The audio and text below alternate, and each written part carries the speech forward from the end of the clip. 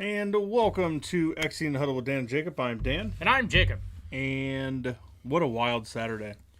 What a great Saturday. It was a great, wild Saturday. It was the best Saturday in at least 4 years. And I kind of want to open it up and talk about Texas A&M first.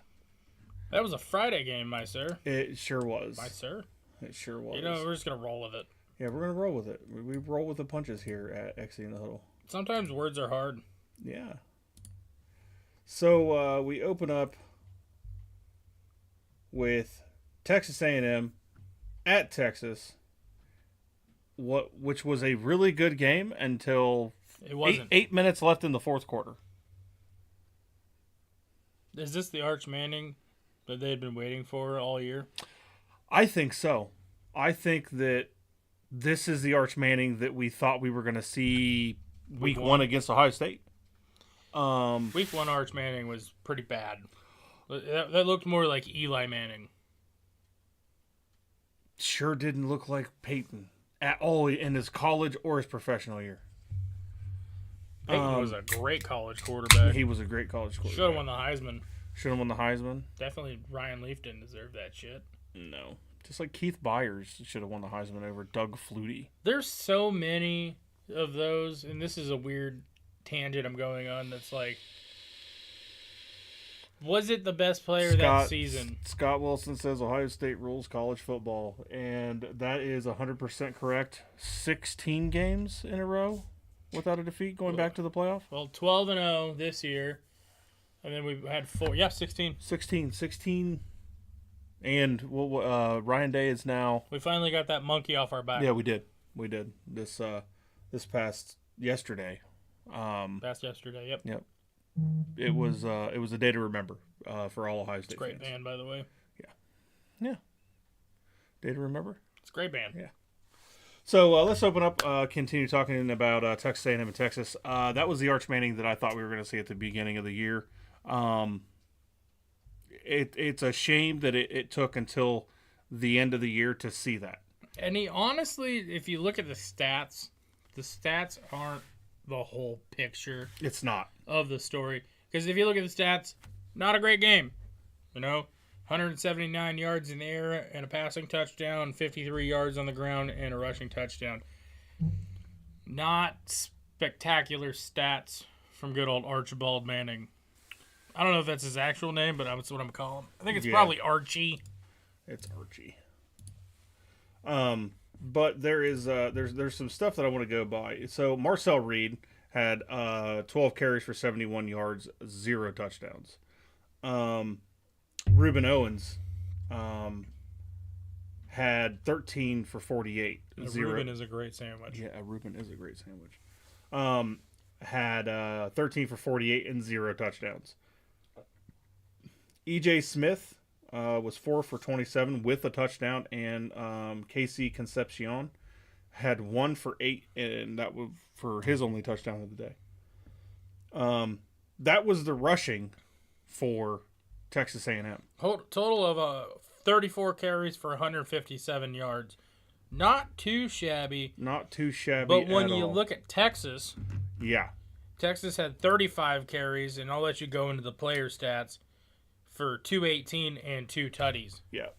So Contravian Wisner had 19 carries for 155 yards, but could not find the end zone. He had a 48-yard long rush. Yep. But could not find the end zone. And then you go down to Arch Manning, who had 7 for 53 and a touchdown. And then Nick Towson had 1 for 2 yards and a touchdown. They just ran all over Texas A&M. It was 35 carries, 218 yards, and 2 touchdowns. And that's how you win a ball game. That's how you win a ball game. Going over earlier in the week when I came over Friday and we were talking about stuff and we were going into the game. Mm-hmm. We'll get into the game here in a little bit. But they said that since 2001, the team with the most rushing yards has won every single matchup. I think that there's too much emphasis on the passing game in college football. Yes, you throw for 500 yards and 6 touchdowns. You're probably going to win that game. But if it's a close game and it comes down to being in the trenches, one team has 200 rushing yards, one team has 100 rushing yards. That team that has 200 rushing yards is probably going to win that game. Yeah. It's all about clock management at that point. And that's exactly what happened in the game on Saturday. But Scott says Ohio State beats Indiana now, and Sayin walks away with the Heisman. I don't think so. As much as I would want that to happen. He looks like Gilbert Grape. There's another quarterback a little farther south in Tennessee called Diego Pavia, who I believe probably deserves the Heisman. And wouldn't that just be the story of the year? Yeah. I think me and you have been singing the praises of Diego Vanderbilt, Pavia. Yeah. and Diego Pavia, but one player does not make a team. No, but one player does rouse the team to become great. And I think that was the first time, either in a long time or ever, that Vanderbilt has beat Tennessee when they have both been ranked at Knoxville. Yeah. So hats off to them. Yeah, hats off to them. I will go into a little bit of the statistic part of this. Last week Vanderbilt tied their 9-win season from the year before, correct? Yes, it was so this year has been their best ever. So yeah, so with this 10th win, Vanderbilt actually gets their first 10-win season in program history. And they have in program history. I want everybody to let that sink in for a second. They were established in 1895, 1898. Yeah, look that up.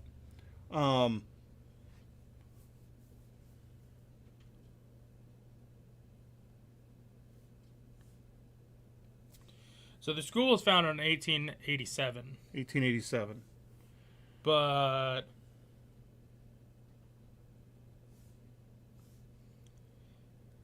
they started playing football in 1890. In 1890. So they went from 1890 to 2025.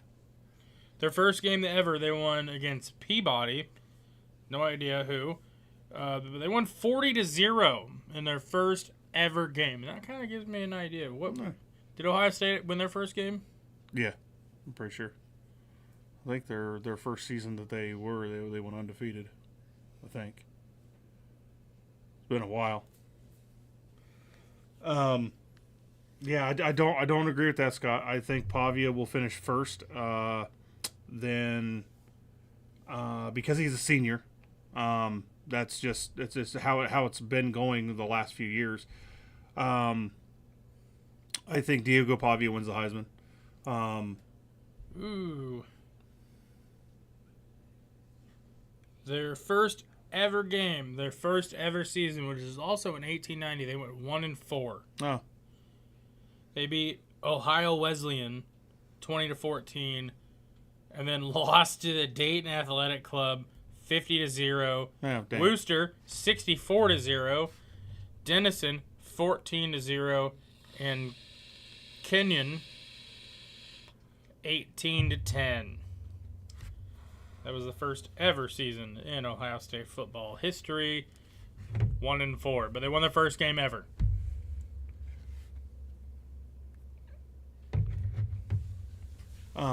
Yeah. So, sorry, what a tangent. oh yeah, you're good. So, like I said, Diego Pavia probably wins the Heisman. I could see it. His last two games were just phenomenal, especially beating a Tennessee team that Vanderbilt has never won at Knoxville while both of them are ranked. So I think it was the first ever matchup where they had both been ranked. I'm not going to lie. I would like to see a rematch of Vanderbilt and Alabama. I would like to see that rematch. I think we might get it. When? Probably first round of playoffs. Second round of playoffs, something like that. If you look at it, depending on how this next coming up weekend goes, let's say, so the winner of the Big Ten championship, regardless whoever it is, they're going to be number one. It's either going to be Ohio State or Indiana. And the winner of the SEC championship is probably going to be 2. That's not true. More than likely. So it has been floated around that the committee will probably rank Ohio State and Indiana, regardless of who wins or loses, 1 and 2, because they are the 2 best complete teams in the college football playoff. So if it would be a big upset, I'll say Fernandez or Sam will win it. You know what?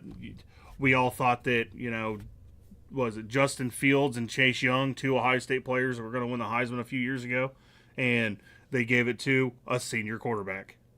And I understand that Justin Fields at the time I think he was a senior. Also, speaking stats that I saw yesterday while we were watching the game, Julian Saint is 2nd in projected Heisman finish. 3rd is Jeremiah Love out of Notre Dame. Yeah, but you give that really the Heisman. I can't even think about when the last time a running back won. Was it Derrick Henry? I think so. The last time a running back won the Heisman was Derrick Henry. That was what, 2009? 2010? Hey, phone, can you unlock? When was the last time a running back won the Heisman? The last running back to win the Heisman Trophy was Derrick Henry in 2015. He played for the University of Alabama. Yeah. Vanderbilt will not play in the playoffs. Probably not. They were 14. Yeah, they were number 3 14. Lost. So three teams lost. It's with their strength of schedule, and I understand that they didn't beat Alabama. But if I'm being honest, they could sneak in as an 11. They could. With that win over Tennessee, they could sneak in at 11, and then that 12 spot for the group of 5. I could definitely see it.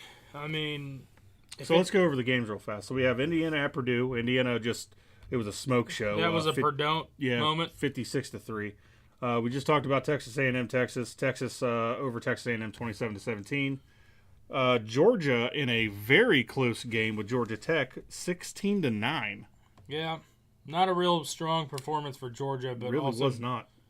Also, not a really strong performance for Georgia Tech. And then some news that we will.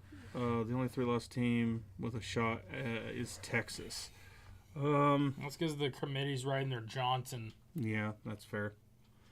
Then we have some news coming out of this game. Ole Miss at Mississippi State, 38-19. We'll talk about a little bit more of that news later. We'll get into that.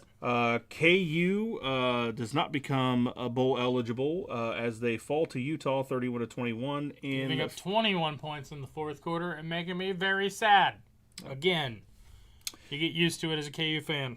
And then Arizona over Arizona State, 23-7. I saw that one coming. And then we go into our Saturday games. I'm going to save that one for last. And then we're going to go Texas Tech just rolls over West Virginia with a bulldozer. Yep, we kind of called that one. 49-0. Oregon, let's go over top 25. Yeah, just top 25. Okay. Oregon kind of struggled a little bit in the second half against a Washington team that was on the move there in the 4th quarter. They kind of struggled in the first half from the part of the game I saw. They did. And then LSU, kind of a sloppy game. Yeah. It wasn't. It was awful to watch. I only watched it because I had the tight end to graph. Then LSU, in LSU fashion, goes to Oklahoma and gets upset 17-13. Is that really an upset? I think it was. I think LSU went in there thinking that they were going to win, with Oklahoma, looking forward to hopefully making the playoff. I think they've pretty much settled that they're going to make the playoff. We'll see. Notre Dame puts a belt to ass to Stanford, 49-20. They're playing fucking Stanford. I'm sorry. Still a rivalry game. I'm sorry, but a Tennessee Notre Dame, in my mind, and I'm sorry, Heather, because you're probably watching this. She's a Notre Dame fan, my neighbor. I don't think that a 10-2 Notre Dame deserves to get into the college football playoff because their wins haven't been against really anybody, but their losses have been against Texas A&M and Miami. Both teams who are literally trying to get a spot into. Well, Texas A&M's probably a lock to go. It's kind of like the Ohio State situation last year where they didn't play in the conference championship game, and they still went anyway. They were the 7th seed. The two biggest wins that Notre Dame's had this season was Pitt, USC in South Bend, and then they went to Pittsburgh and beat Pittsburgh. I mean, Navy's not bad. Navy's a decent team, but you beat Purdue, you beat Arkansas, you beat NC State, you beat Boston College, and Syracuse. There's probably like 10 wins combined between all of those. Yeah. I'm sorry, I'm not a hater, but just from if I was in charge of this committee, number 9, it feels really high for Notre Dame. I wouldn't be shocked if they missed the playoff. They won't because it's Notre Dame. Brand recognition. But if realistically, if you go off strength of schedule, I think you have to look at like Vanderbilt has lost 2-3 games?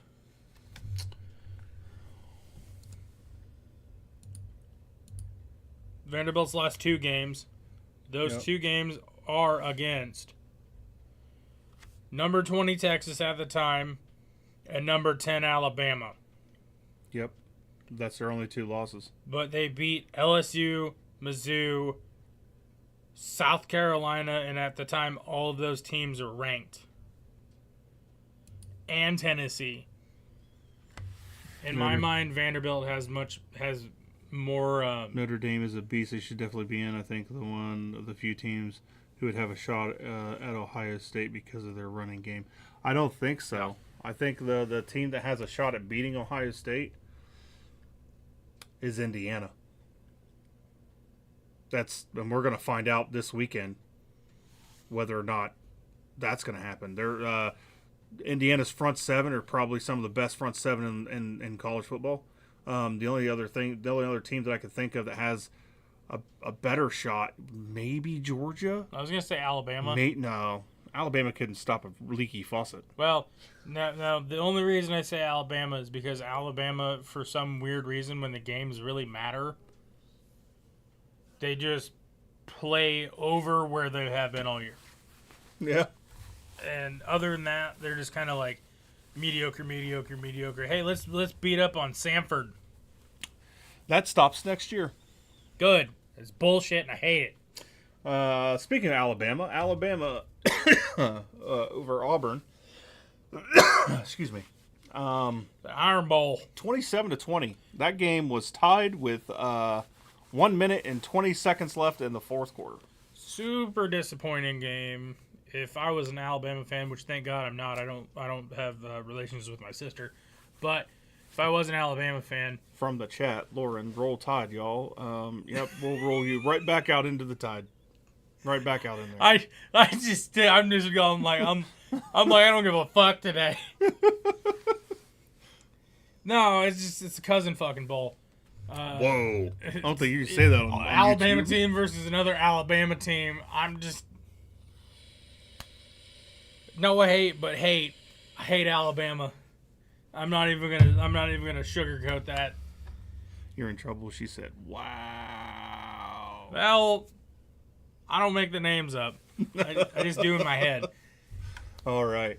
Alabama with 1 minute and 20 seconds left in the fourth quarter score their touchdown, and they go up 7. And then I don't know what happened with Auburn. You guys were really good for 3 quarters and 14 minutes. This last minute, just shit. The last minute of that game, I'm sitting here like I was on the edge of my seat. I was my fucking nail biting. I was all like, "What in the hell's going on?" Like, you guys need to move the ball. They had 1 timeout left. They used the timeout with like 50 seconds left, and then it was all downhill from there. They took 2 sacks, and then they completed 2 good passes, and with 2 seconds left, the clock's still running. They can't stop it. He snaps the ball, drops back, eludes 2 defenders to throw it to somebody on the right side of the field. And I'm like, okay, lateral time. And the guy looks and then just fell down. They lost that game in Auburn fashion. I don't know if anybody can score enough on Ohio State to beat them. If OSU scores at least 20 in a game, they're going to win.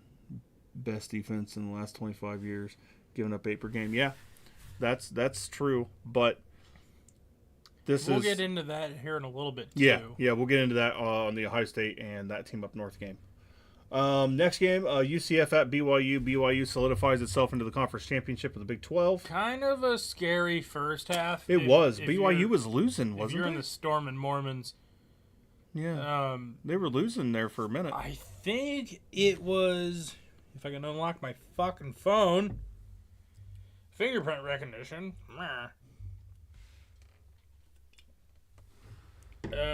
BYU was down 14-0 in the first quarter, and then they scored 17 points in the second. And the second half of the game was 24-7. Yeah. Like, they came alive, and it was really on the heels of their running back, LJ Martin. 22 carries for 95 yards, 3 tutties. And then we got Miami going up to Pittsburgh, putting belt to ass 38-7. Yeah, I didn't call that. I'm pretty sure I picked Pitt. We both picked Pitt. Wasn't even close. BYU is looking good. Scary. Vanderbilt at Tennessee. Vanderbilt just put belt to ass to Tennessee of 45-24. I'm pretty sure that game was close in the first half. I would like to know when... it was actually tied going in out of first half. It was 21-21, and then all Tennessee could do was kick a fourth quarter field goal while Vanderbilt scored 24 points. And I'm pretty sure, yeah, they had 14 unanswered, making it 31-21.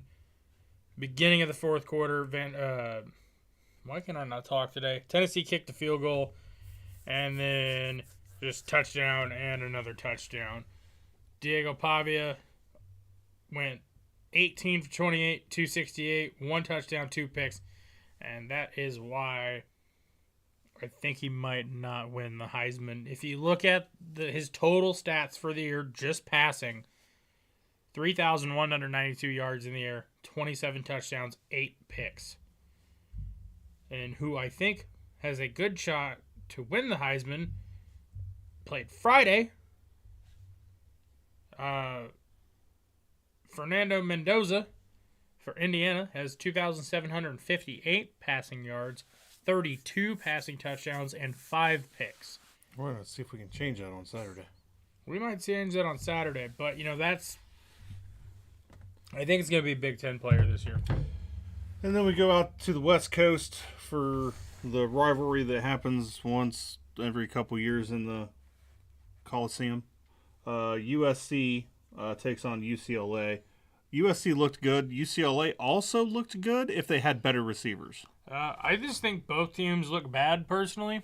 I think under the circumstances, playing a rival, sometimes it's not all about scoring 40, 50 points. Getting in there, scoring some points, and getting out with a win. Yes, but no. Talk about the leaky sieve of fucking Alabama's whole defense then. The reason I say no is USC was 9-3. They've had a pretty potent offense all season. Yeah. UCLA was 3-8. And they've looked like shit. But you play your rival differently. That game was really close until the fourth quarter. I mean, to be fair, USC's offense hasn't, except for the first 2 games of the season, hasn't scored more than 45 points all season, and they haven't scored more than 45 points since week 4. They 31 against Michigan. They beat Michigan. 21 against Nebraska. 38 against Northwestern. 26 against Iowa, and 29 against UCLA. UCLA has kind of played like dog shit all season. They beat Penn State 42-37. That was their first win of the entire season. Yeah, but now also we know where Penn State is. I also think that was the reason why James Franklin got fired. So That's what started the snowball. UCLA has given up 40 or more points in one. We'll say 35. We'll go 35 points. That's a lot. That's like 5 touchdowns. 1, 2, 3, 4, 5, 6 games this season. They've given up over 35 points. They lost to Indiana 56-6. And Ohio State 48-10. I think UCLA is bad, and I think USC is washed. Well, we're going to see if the coaching carousel provides a coach for UCLA in the offseason. Why don't we just jump into the big news real quick while we're at it? About the Ole Miss situation. Oh, we'll get into that in a minute. Or as I want to call it, the Ole Mess. Yeah, we'll get into that in a minute. We only got 3 games left. What's the next one? So Virginia Tech goes to Virginia and loses in Virginia Tech style, 27-7. I believe, if I remember reading that graphic correctly, it was the first time that Virginia has won against Virginia Tech in like 21 years. Probably. And then the second upset of the day for me, SMU goes to Cal and loses by 3, 38-35. Thoughts? They shit the bed. They if they won that game, they're going to their conference championship. Now, and they would have been the only team of moving teams in the last year to go to a repeat conference championship because Oregon didn't make it in the Big Ten. Texas or Oklahoma didn't make the SEC championship this year. So Utah, BYU. Oh, wait. Did BYU go last year? No. No, it was Arizona State and... Is it Texas Tech? No, it was Utah. Was it? I think it was. We'll have to look into it. But yeah, they 100% shit the bed. They had a chance to, as a team coming into a conference of the ACC to make it to the conference championship game again and just shit the bed. Iowa State. Was it? Iowa State, Arizona State. Scott just said.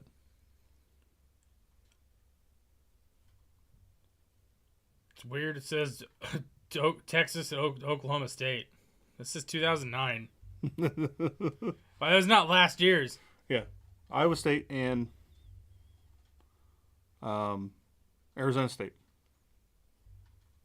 So, and then the last game, Tulane shits all over Charlotte 27-0. That game got away from them fast, and I'm pretty sure Charlotte just put in their second team offense and defense because why not? You're already losing.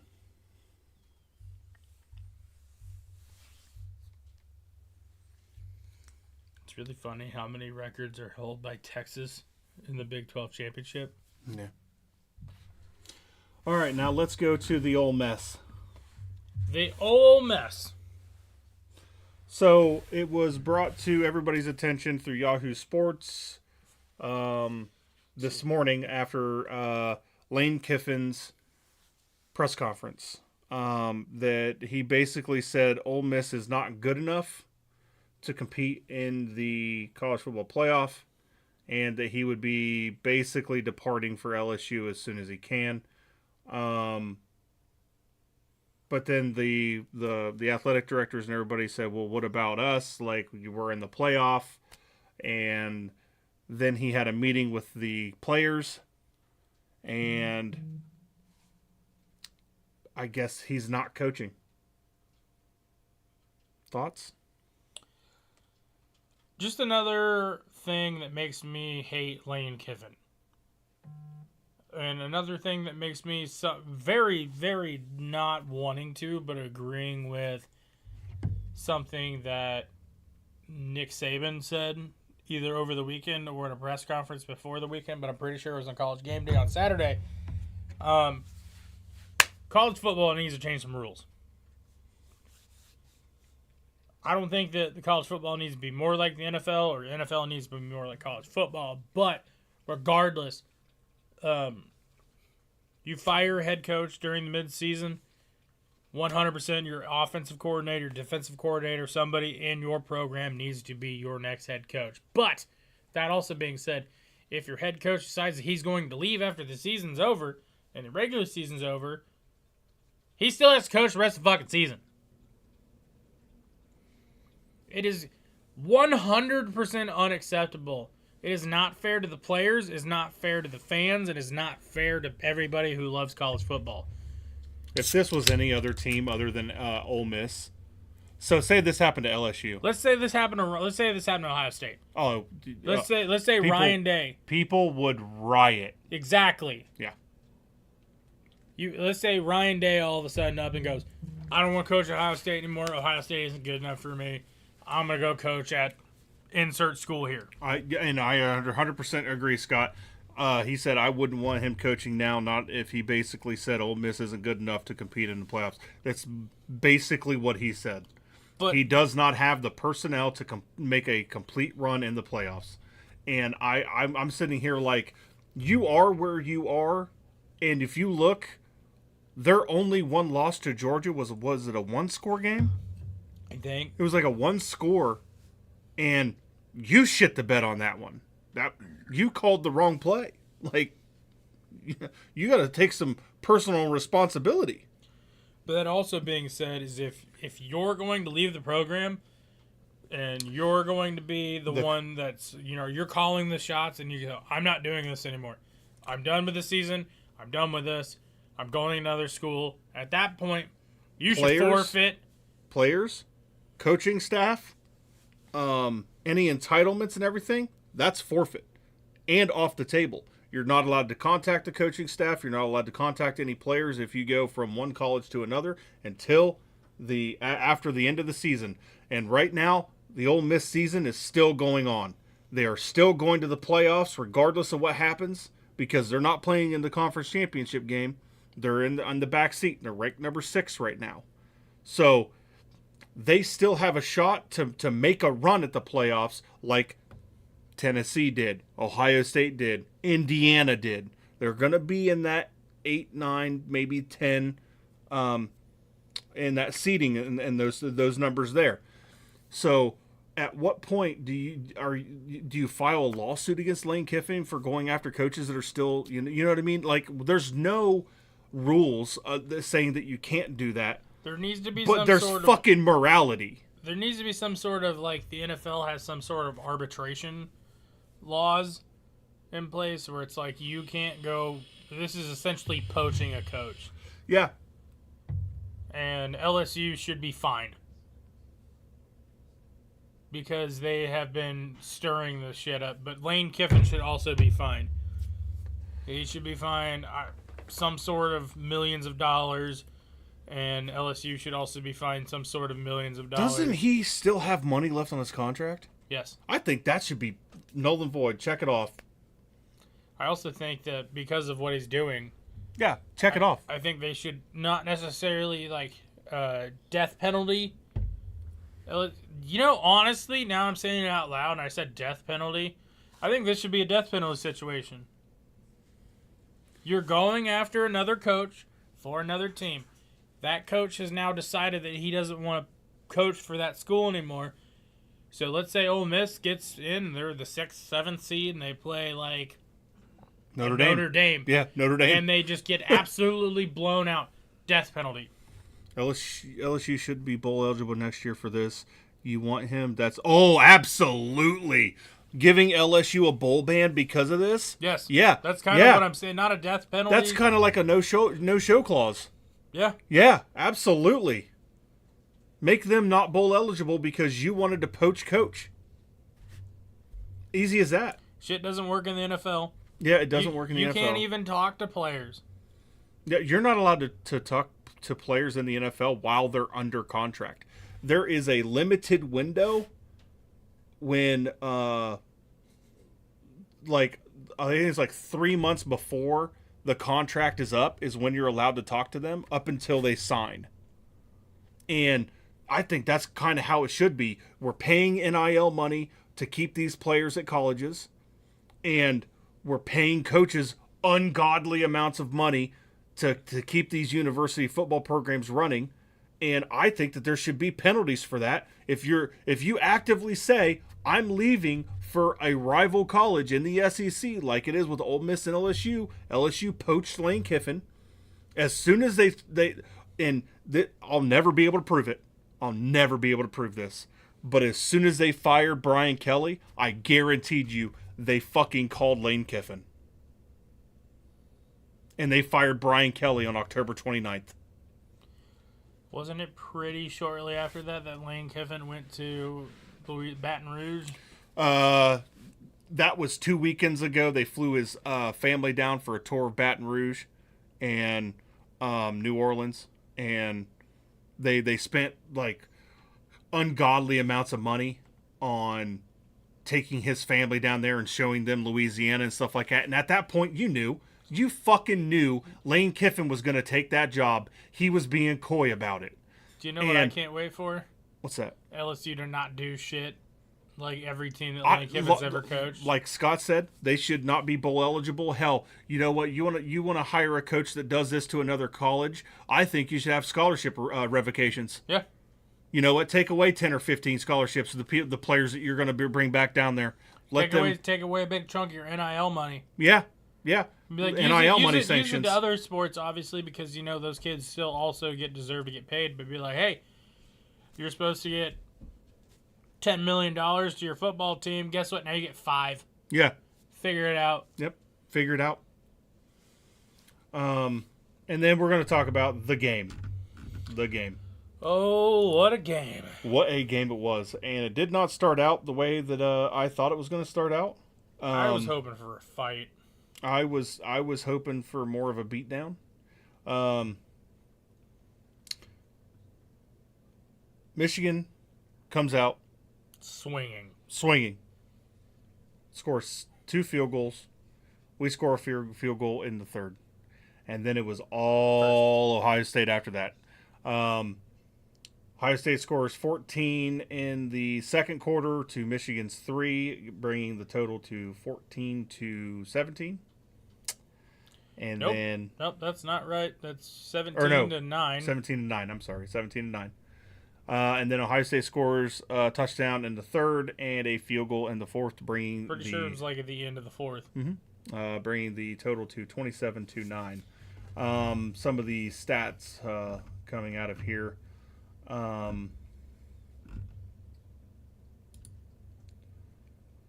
Bo Jackson had 22 carries, 117 yards, and 0 touchdowns. We did not have a rushing touchdown. No, is that accurate? Yep, that's correct. Because Julian Sain threw 3. Okay. We also had 186 rushing yards to Michigan's 100 rushing yards, but they had -9 rushing yards in the fourth quarter. I thought it was the second half. Maybe it was second half, but I'm pretty sure I read that graphic different. Yeah. But anyways, that is now since 2001. That is every single game in the game that the team that has the most rushing yards has won the game. Yep. Another thing I want to give a crazy fucking stat. Yeah. And I want to give a shout out to Kenyatta Jackson for having the team's only sack. Good job on you, buddy. Oh, Bear Maiden. Davison Igmanosin getting in that interception that was timed perfectly. Couldn't have asked for better more. Then we get into our passing stats. Julian Sain, 19 for 26 for 233 and 3 touchdowns and 1 pick. That pick that he threw on the second pass of the game kind of hurt But I'm not going to try to defend it here, but I'm trying to defend it here. That ball that he threw, it was kind of on, drawing a blank here. Jeremiah Smith? Jeremiah Smith. It was kind of on Jeremiah Smith, just a smidge. Yeah. Because Jeremiah Smith didn't turn around when he should have. He kind of ran a little farther and turned around, and Julian Sane just kind of threw that ball right to where he was supposed to be, and the defender was right there. Yep. That's not really on the quarterback, in my opinion. Yes, bad throw. Yes, should have been a catch by Jeremiah Smith, but it was just breakdown of communication. Fair. I'm okay with it. I mean, we still won. And now I want to talk about something else. Virgin, you never go to Tijuana. So, this happened on Saturday, and so Are you talking about the ref headbutt? Jeshaun Barham headbutted a referee Should have got ejected. and was not ejected. And There was like 5. he was penalized for unsportsmanlike conduct after making contact with the official referee. It was during the first quarter, and I understand that the You know, if tensions you ever were wanna high. show- It was a high state on the goal line. Real quick, if you ever want to like show these on stream, let me know next time. If you want to do this, I can set it up to where you can do screen capture, Okay. so you can show everything that's going on. All right. And it is absolutely Man straight up headbutted the ref. It wasn't a hard headbutt, but it was like this. It was like he still made contact. yeah. That's one thing you don't do. You don't make contact with referees at all. You see this in the NFL quite a few times, where they're like, wait, this is, and then they put their hands on him, and it's 15 yards. Now I can now call me out here. Go ahead. Say what you will. If a referee is in a spot and a player's just like he's like, hey, you good? Or like, hey, hold on for a second, you know? Like just tapping him with a hand is one thing, but like straight up headbutting him, I know it wasn't hard, but it was still like Yeah. he still made And contact. it looked like it was the bridge of the guy's nose. Yeah. And that, cold. There should be some sort of differentiation between, like, hey, I'm just going like, hey, bro, like what are you doing? Versus like, you just fucking sucker punched the ref in the face. Like, obviously one of those is worse than the other, but like, I don't think just a player going like, hey, the fuck. Yeah. Yeah, 100%. That shouldn't be a 15-yard penalty. Yeah. It might be like, hey, warning, maybe 5-yard penalty. Be like, hey, first warning to player number 16 or whatever. 5-yard penalty. First down, other team. That kind of thing. But you headbutt a motherfucker, you eject it right then. Right there. I don't care how hard it is. Your helmet goes into contact with any part of somebody's head. Like Scott just said, that gets you kicked out in the NFL. Yep. And So why was favoritism shown? I don't know. There was like 5 different unnecessary roughness penalties in that game, Yeah. which is how I want it to be, honestly, in that kind of rivalry game. Yeah. We're not talking like Alabama, Georgia. We're not talking like Florida State, Florida. This is Ohio State and Michigan. Yeah, 100%. Like, I expect some of those. It's like, if you're from Ohio, you probably hate Michigan. At some point, a little bit, Chris. Help a brother out here. I don't. You ever been to Detroit? No. Good. Just keep it that way. I value my life. Exactly. Thank you. Switch it. We have a personal assistant now. It's our beer maiden. It's our beer maiden. He's a good guy. Yes, the hate is real, and That's what I love about this rivalry. Greatest rivalry in all of sports. And it was kind of like what I was talking about with Dan on Friday and Saturday a little bit. There's only, in my opinion, like 4 rivalries that are like this. And it goes down to history. Michigan, Ohio State, they hate each other because of Toledo. Which now no one probably wants either, I'm not going to lie. Toledo's kind of a shithole. But another one, in my opinion, and it's kind of been a little docile in the past few years, but it was rekindled this year, was the Border War. Also, KU Mizzou. Also, one of my favorite rivalry names is the Border War. You know, you have, and a lot of these big rivalries are the schools that are like, you're in one state, I'm in another state, we fucking hate you because of the way you are, and they hate us because of the way that we are.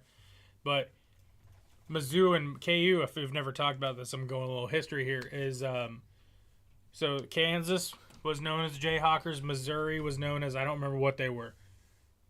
But there was a raid onto Lawrence from people from Missouri, and there was a guy named Quantrill. I don't remember his last name, I don't remember his first name or his last name, but it basically burned down the entire city of Lawrence. It was called Quantrill's Raid. Missouri was a pro-slavery state. Kansas was a free state. That's why we hate each other. If you didn't know, now you know. I'd say Texas, Oklahoma is another really big one, just because another border. And another one, and this might be kind of iffy on it, but I think Oregon, Washington. That's a Civil War, isn't it? No. No. I think that's Oregon State, Washington State's the Civil War. Something like that. I have to go back. Another one I would say honorable mention is Florida and Georgia.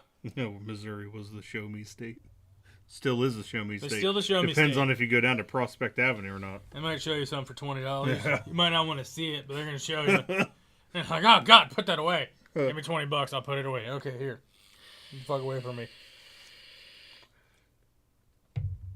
But, you know, there's some rivalries that are rivalries where it's like, it's blood or nothing. And then there's some rivalries where it's like, okay. Like KU, K-State? You know, like Kansas fans hate K-State fans. In-state rivalry, it's a thing. We're just kind of like, I don't really hate K-State. I just don't like it when we play them. I hope they lose. But it's a totally different story when you're talking like Ohio State and Michigan. Kansas, Mizzou. USC Notre Dame is big. USC Notre Dame. What is that? The battle for the George Shillelagh? Something like that. Yeah. In the back in the day, like early 90s, Notre Dame, Miami. Convicts versus Catholics. Florida State, Miami. Florida State, Miami. There some of these have been like, this was a rivalry for this point in time. This was a rivalry for this point in time. This is a rivalry for this point in time. But there are some that are so deep that even though like KU and Kansas and Mizzou haven't played in 15 years. Yeah, because Mizzou went to the SEC. When they first played, it was a bloodbath. Mm-hmm. It was just like all the KU fans were just like, fuck you, and all the Missouri fans were like, fuck you. There was literally a halftime thing where the guy had to kick a field goal for some amount of money, and he kicked it straight into the KU fans. That's a rivalry. Yeah. There's nothing like that. Sure. And, you know, it's like if that happened in an Ohio State-Michigan game, when they did the college game day, I'm surprised that Michigan fan didn't kick it straight into the Ohio State fans next to him. Yeah, there's no hatred here, but Scott loves the Army-Navy game. Absolutely. That's why I love. Different. That's why I love that the Army-Navy game is the very last college football game we see before bowl season starts. I think it's a great way to kick off bowl season watching the Army-Navy game. I watch it every year. Go Army. Go Army, beat Navy. Yeah, go Army, beat Navy. But I'm biased because I was in the Army. But I never enlisted, but if I did, I was going to be a Marine. you can go eat some crayons if you want. My favorite color is purple. It has no taste. It's wax. It tastes like grapes. It does not. I promise. I have a couple Marine friends that'll tell you the difference. Orange does not taste like orange sherbet. Do you know what I ask all my Marine friends when they come into my streams? What's that? They're like, oh, I'm a Marine. I'm like, hey, what's your favorite flavor of crayon? And they're like, purple. I like blue. One of them was like, I like the scarlet one. All right, so let's get into, now that they are solidified, conference championships. Should we go first quick into the rankings? Oh, yeah, we can go into rankings if you want. Yeah, as is tradition. As is tradition. Rankings. So, we going coaches or AP? AP, always AP. So at 25, Mizzou sneaks up in there after not being ranked last week. Georgia Tech moves down one spot to 24. Navy is 23, and Arizona is 23, both not ranked last week. Mine says Arizona 22. Yeah, Arizona 22, Navy 23. And then Tulane 21, up one spot from 22 last week. And from 20 to 16, we got at 20, up one spot, North Texas. Who should be ranked like 13th. Agreed. At 19, should be ranked higher also, James Madison. Should be ranked to like 13th or 12th. Michigan down 3 spots to 18th. They should be out of the top 25. 17, we have up 2 spots, USC. And at 16, we have number 16, Virginia. Why did I say it like that? I don't know. At 15, Utah goes down 1 spot to 15, obviously. Then Texas moves up 2 spots after beating Texas A&M to 14. Vanderbilt moves back 1 spot. So Vanderbilt is ahead of Texas in the AP poll at 13th. And then at 12, we have Miami. Florida. Up 1 spot. And then at 11, we have BYU. At number 10, we have Alabama. They didn't move. Number 9, Notre Dame. They didn't move. Number 8, Oklahoma. They didn't move. Down 4 spots. I think we should have dropped more, in my honest opinion. Texas A&M. Number 6, Ole Miss. Who didn't move either. Really, the big mover here is number 5. Yep, number 5. We have Texas Tech moving up 2 spots from 7 to 5. And then we have Oregon up a spot, 5 to 4. Georgia up a spot, 4 to 3. And then finishing off the top 2 is Indiana at 2 and Ohio State at number 1. Honestly, both of those teams deserve to be number 1 and 2. Both only undefeated teams left. And one of those will fall this Saturday. On Fox, probably. No. That game. Give me a second.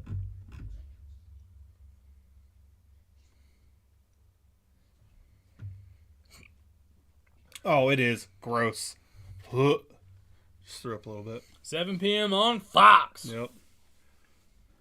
Big has 3 out of the top 4. Yeah. Yep.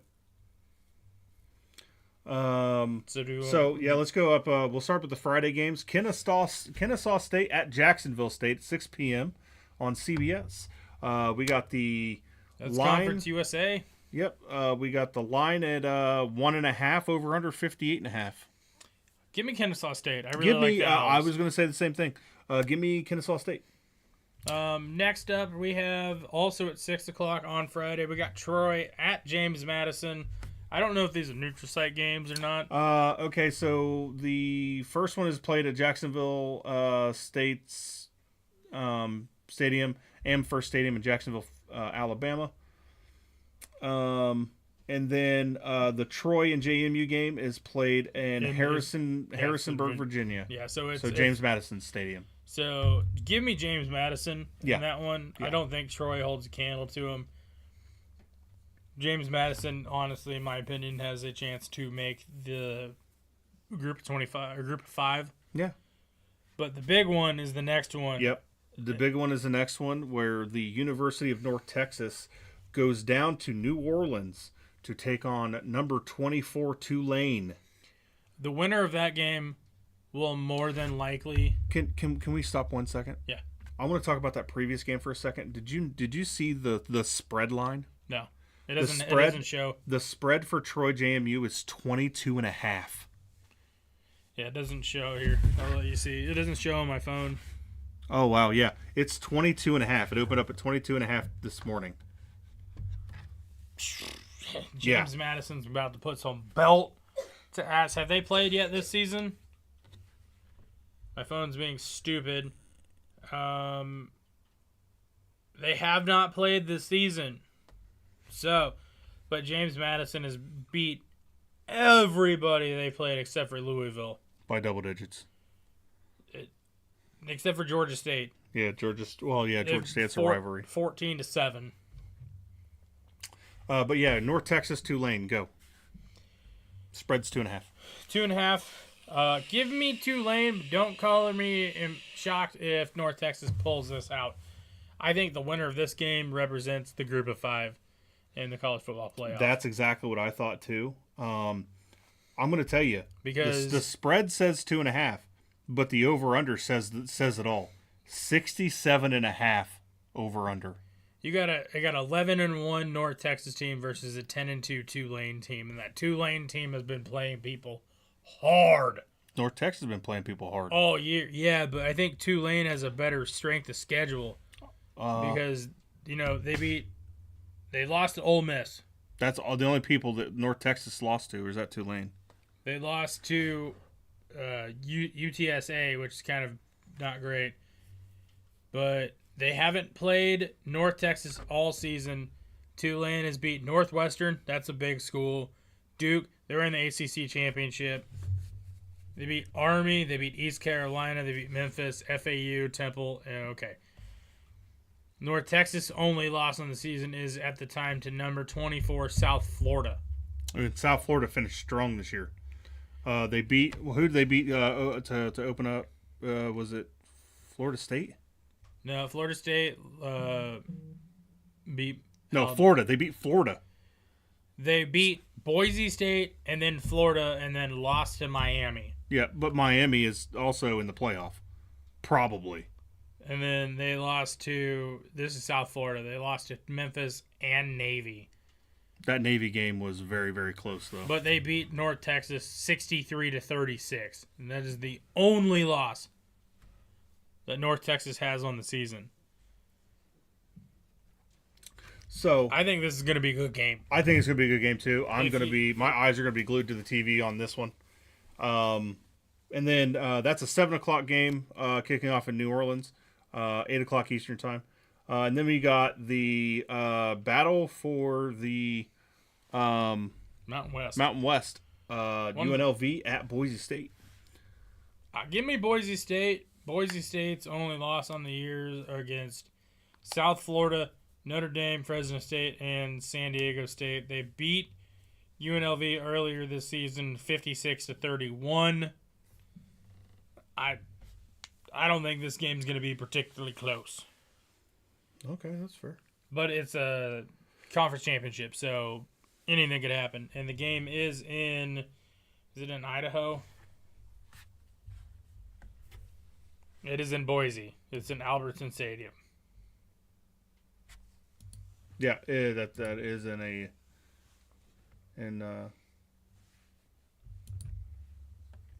Boise State Stadium.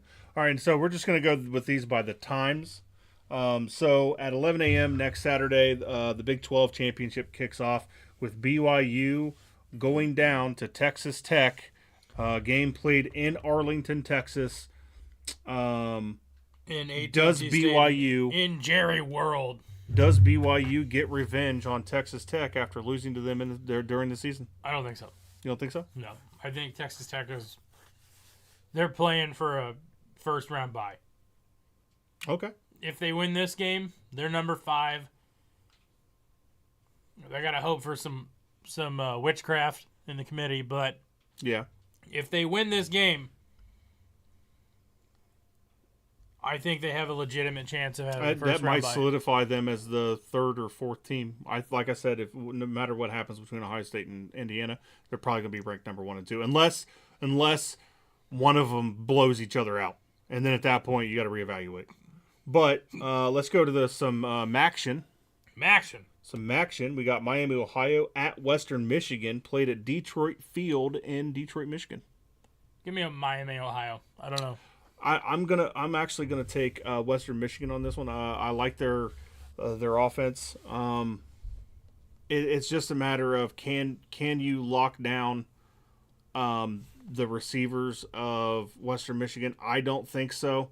I think this game is close in the first and second quarter, but gets away with them.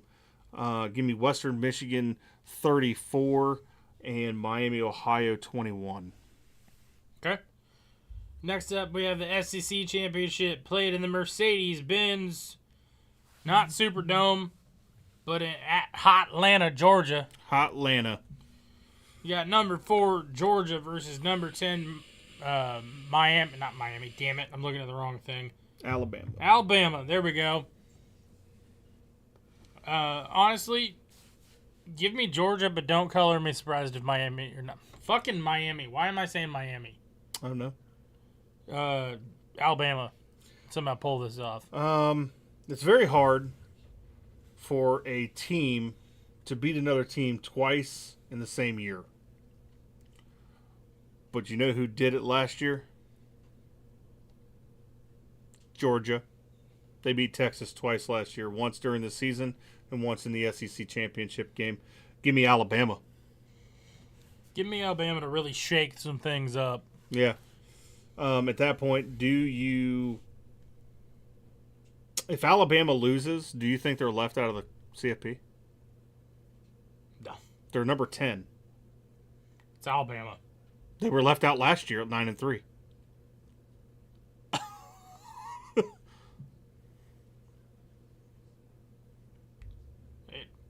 What's the committee has a hard on for Alabama. They didn't last year though. If they lose this game, maybe.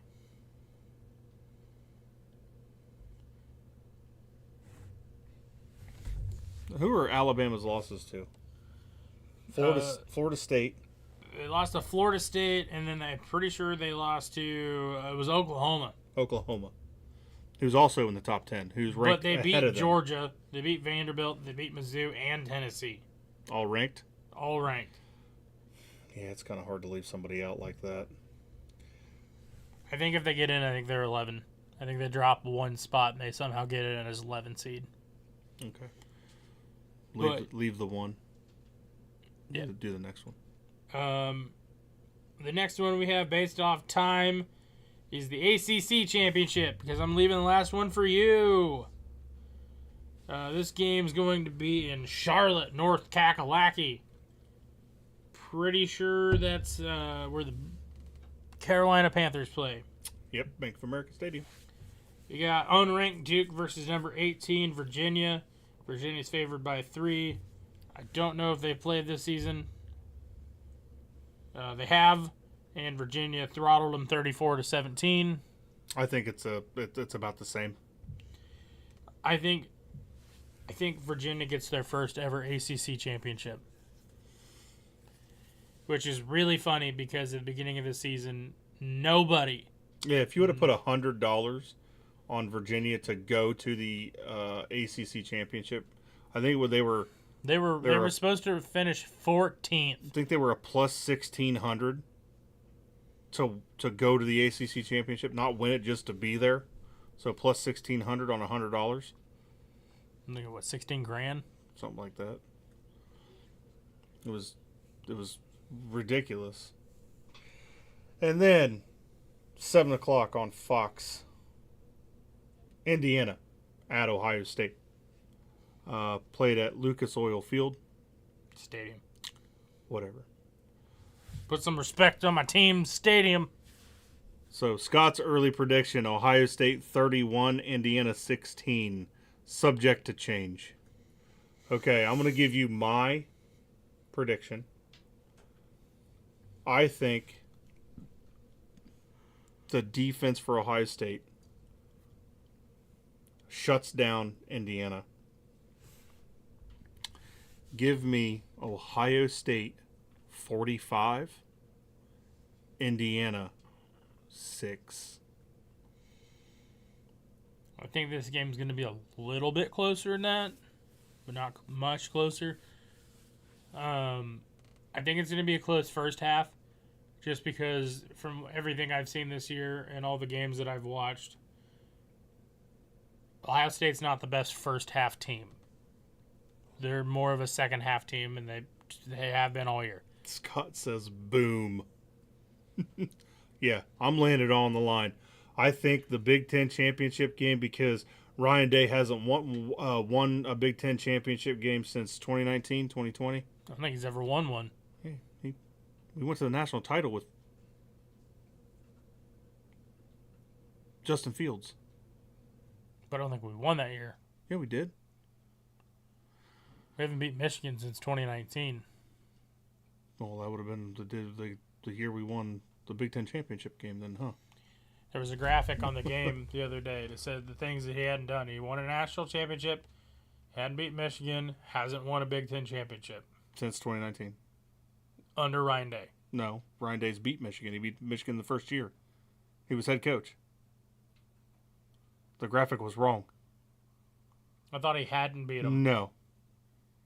Oh, well. He beat Michigan in 2020. Well, I count it as a victory when you say all of your players have COVID but really don't. But we hadn't beat Michigan since 2019. Yeah. But they said that on the graphics, they said that he hadn't won a Big Ten championship. He hadn't beat Michigan, but he won a national championship. We won a national championship last year. Mm-hmm. Regardless, I think it's going to be like 21-42. I think the first half is like 14-14, and then it's the second half. What's that say?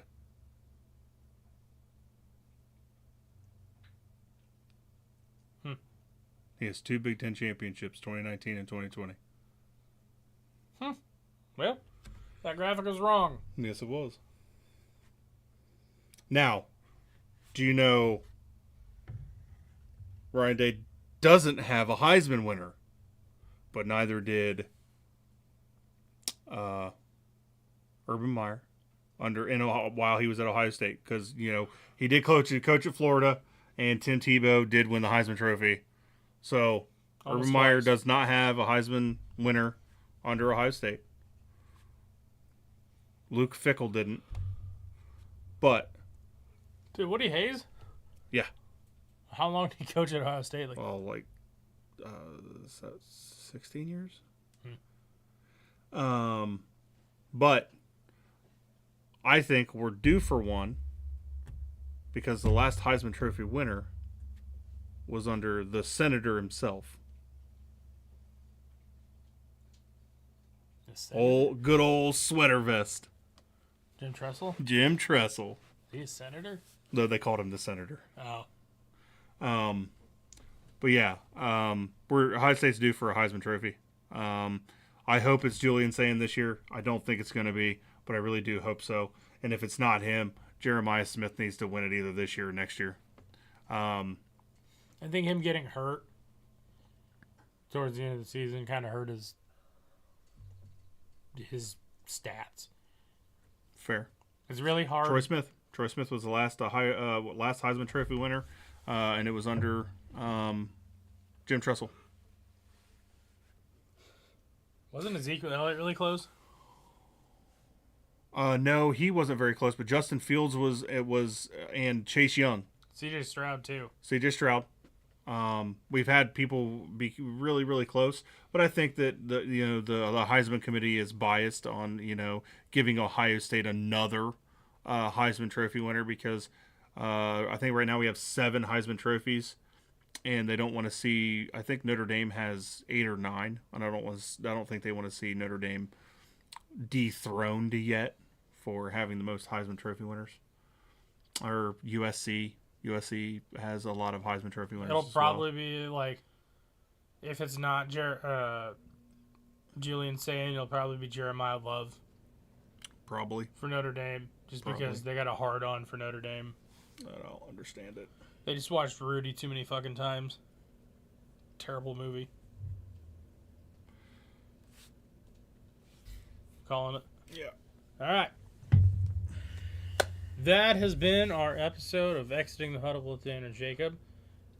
This has been our review of the last regular season week of the season, minus the Army-Navy game, which we are very excited to watch. What a hell of a college football season. Just season in general. Thanks, Scott.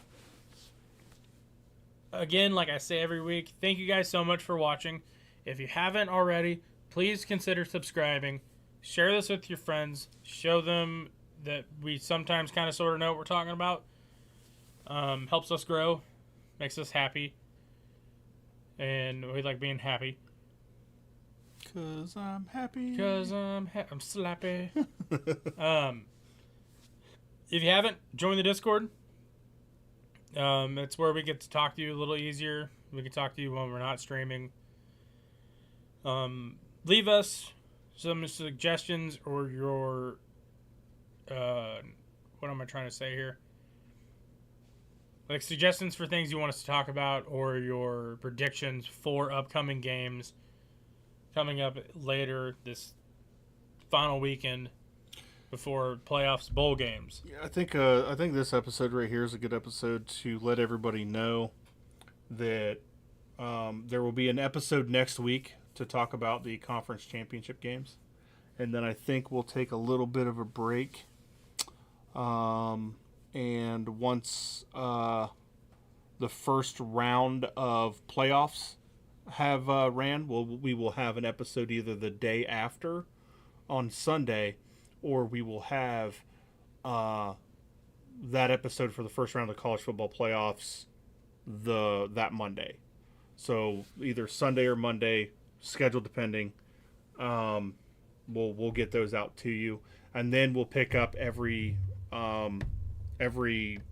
series of college football playoff games all the way through the national championship. And then I think we're going to do March Madness. Start into some college basketball. And then we'll probably go from there to doing one every month. One every month for probably baseball. For just sports news in general. Yeah. So we'll be talking about like big signings in the NFL, baseball, college basketball, regular basketball, hockey, all of those. Throw in some F1, maybe some soccer. We'll throw in some. It'll be general sports. Yep. At that point, but that'll be going into once a month up until probably a few weeks before college football starts up again. Probably the first week of August. First week of August, we'll be back into doing it every week, or maybe at that point every other week, until week 1, and then we'll be back to every week we'll be doing this.